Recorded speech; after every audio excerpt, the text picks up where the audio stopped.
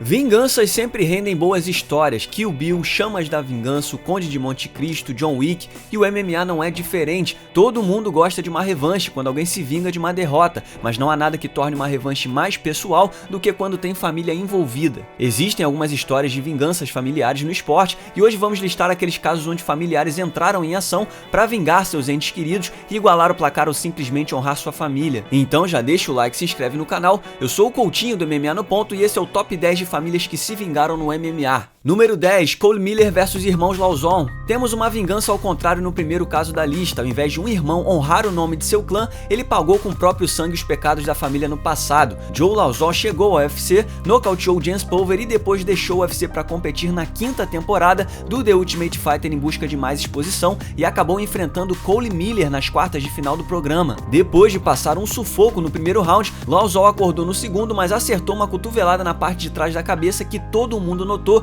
que mudou o rumo da luta completamente. Miller acabou sucumbindo e foi nocauteado momentos depois, mas foi um dos resultados mais polêmicos daquela temporada. Nenhum dos dois foi campeão da edição, mas os dois assinaram com o UFC. Uma revanche parecia inevitável, mas Miller acabou indo para as forras contra o Lauzon menos conhecido, Dan Lauzon. Dan só fez 3 lutas no UFC e perdeu todas, e uma dessas derrotas foi para Cole Miller, que meteu uma kimura por um ângulo invertido e assim se vingou do despedaçado sonho do TUF. Número 9, Irmãos Dias vs Takanori Gomi. É uma pena que Takanori Gomi tenha caído nessa cilada. Ele não era nem o maior alvo da ira dos irmãos Dias, mas efeitos colaterais do instinto indomável da família Dias contra o sistema o colocaram nessa. Gomi e Nick Dias deram um show no Pride 33 que terminou com um gogoplata lindo de Dias no segundo round. Infelizmente, a vitória foi revertida para no contest, sem resultado, já que Nick tinha feito uso da erva danada. Mas Coutinho, era o Pride, eles não sabiam nem o que era antidoping direito. O fato é que esse evento aconteceu em Las Vegas e a comissão de lá não pega leve com quem faz uso de maconha. Eles inclusive alegaram que a vitória de Dias foi em parte por conta do THC no organismo. Dias foi multado perdendo 20% da bolsa e suspenso por 6 meses,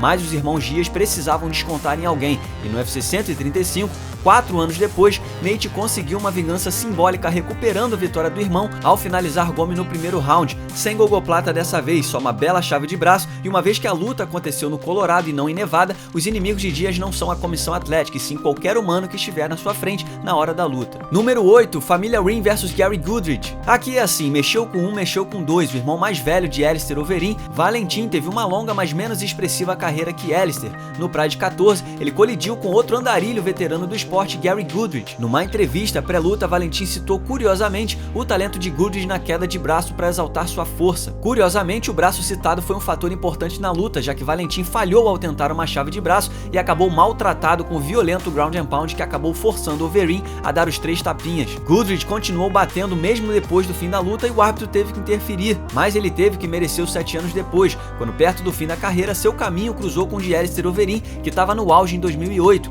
Alistair vingou o irmão mais velho encaixando a finalização que Valentin não conseguiu e forçando Gary a desistir da luta com uma bela americana em menos de 2 minutos. Número 7, Bas Rutten vs a família Shamrock. Dizem que quem ri por último ri melhor, e esse pode ser o caso de Bas Rutten. Perseverança foi o fator chave aqui, já que demorou e ele precisou de algumas derrotas até sair por cima contra os irmãos Shamrock. O primeiro encontro de Bas com a família foi uma derrota contra Ken em julho de 2014, no Pancrase Road to the Championship 3. Depois de quase 17 minutos, Ken encaixou um mata-leão e pronto.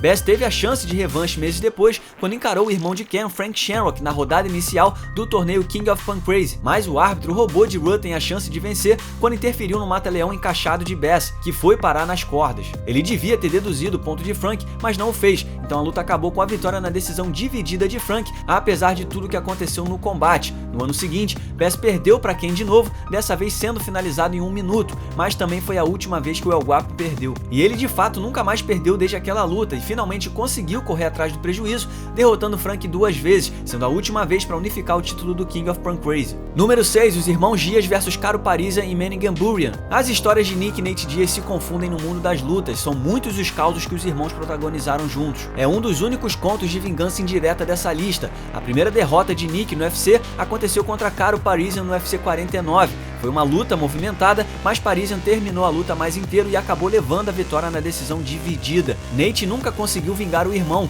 mas acabou enfrentando o primo e companheiro de treinos de Caro, Manny Gamburian, na final da 5ª temporada do TUF por um contrato de 6 dígitos. Ambos os lutadores citaram o duelo do passado entre os parentes durante a promoção do confronto, e eles levaram a sério. A maior motivação de Diaz era atingir Caro por ter vencido o irmão Nick, e do outro lado Manny queria fazer com Nate o mesmo que o primo fez com Nick. Para acrescentar ainda mais drama familiar na história, era aniversário da mãe de Manny. No fim das contas, Gamburian perdeu para si mesmo, uma vez que ele deslocou o ombro no segundo round. Não era o que Diaz tinha em mente, mas é como Felipe Rett canta, alegria é a melhor vingança. E depois daquela noite, os irmãos Diaz foram muito mais longe no esporte que os rivais. Número 5, Família Rua vs Rampage Jackson. Os membros de Shootbox tratavam qualquer desprezo aos companheiros de time como se alguém tivesse tentado matar sua família. Então imagina o que acontece quando de fato um familiar é atingido. Rampage Jackson desenvolveu uma rivalidade com a equipe através de Vanderlei Silva, mas depois da derrota para o campeão em outubro de 2004, ele mirou em outro membro do time, Murilo Rua, conhecido como Murilo Ninja, e a chinela cantou bonito. O Rua mais velho fez luta dura contra o rival do time, mas apesar do esforço acabou perdendo via decisão dividida.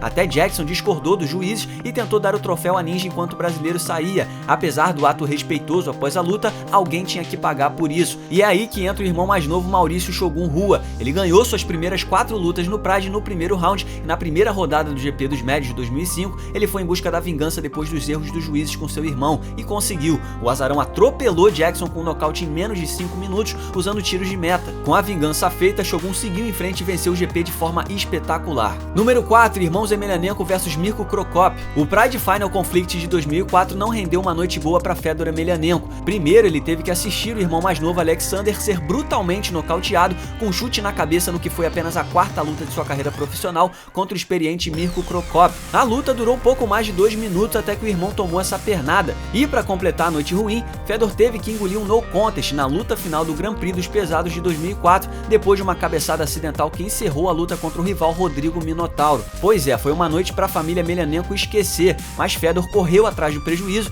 e começou derrotando o Minotauro meses depois para faturar o GP e manter o título dos pesados. A vingança pelo irmão viria menos de um ano depois na luta do século pelo Pride Final Conflict 2005. Fedor Emelianenko fez história e alcançou a vitória contra Cro Cop na decisão dos juízes. Não chegou a ser um bico na cabeça, fazer o quê? Alex quase teve a chance de se vingar usando as próprias mãos numa revanche especulada para rolar em 2013 contra o croata, mas a ideia foi por água abaixo uma vez que ele acabou preso por assédio sexual. Número 3, Tito Ortiz vs família Shamrock. Outra vez uma vingança reversa aqui. Tito Ortiz era jovem, inexperiente e não tinha nenhuma chance contra o atual campeão meio pesado Frank Shamrock no UFC 22, ao menos essa era a narrativa, mas Tito dominou de forma chocante grande parte da luta até que ele cansou no fim do 4º round e deu os 3 tapinhas. Os dois nunca mais se encontraram, uma vez que Shamrock saiu do UFC e Tito seguiu em frente até se tornar o campeão dos sonhos do UFC nos meio pesados. A rivalidade entre Ortiz e a academia de Shamrock, a Lions Den, não foi apagada pelo tempo que passou, e passados 3 anos da derrota para Frank,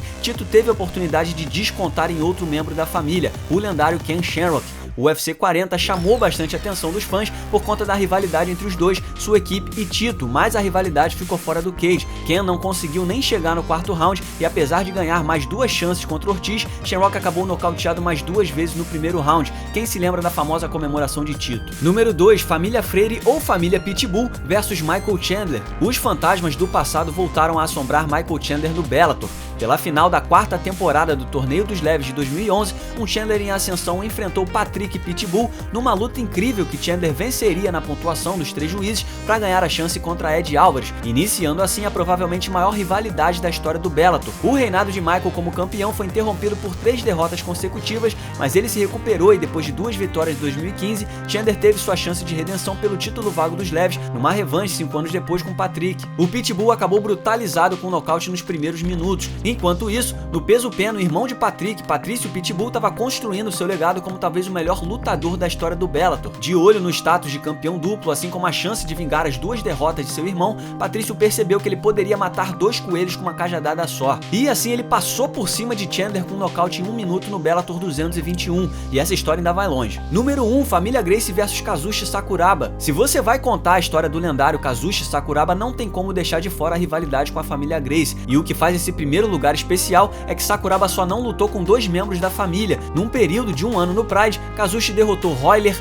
Royce, Renzo e Ryan Gracie. Ele finalizou 3 deles e deu a 3 deles a primeira derrota na carreira no MMA. E assim ele ficou conhecido como Caçador de Gracies. É uma das melhores histórias do MMA. Parecia que Sakuraba tinha o antídoto contra os Gracie, e mesmo quando Royce conseguiu vencê-lo em 2007 pelo Dynamite USA, o Gracie caiu no doping por uso de esteroides, manchando o resultado da luta. Era como se mesmo quando perdia, Kazushi ganhava. Isso até quase uma década depois de ter iniciado a guerra contra a família. O jovem de 24 anos, Halleck Gracie, sobrinho de Royce Rickson, fez as honras da família e finalmente derrotou a maior pedra no sapato do clã. Apesar de ter quase 41 na época, em 2010, Sakuraba foi capaz de ao menos sobreviver no duelo e só perder na decisão unânime. Um consolo para aqueles Gracies que nunca conseguiram vencê-lo numa luta. E aqui vai um salve para Tommy2Hold, que escreveu essa lista. Você pode segui-lo no Twitter através do @Tommy2Hold. E o outro salve vai para Tom MJ Moore, que editou esse vídeo. Você pode segui-lo no Instagram através do @Tom MJ Moore. Muito obrigado por assistir, não se esqueça de deixar o like e se inscrever no canal.